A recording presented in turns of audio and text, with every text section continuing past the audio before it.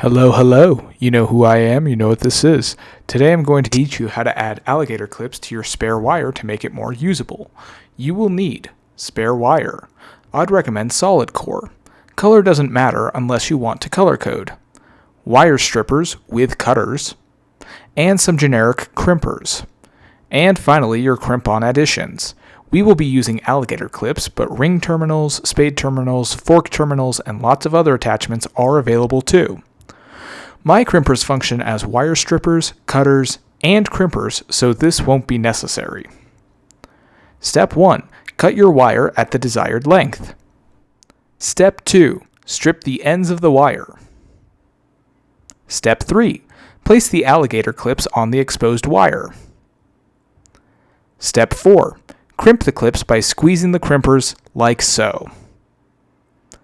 Now you don't have to spend $20 on a soldering iron.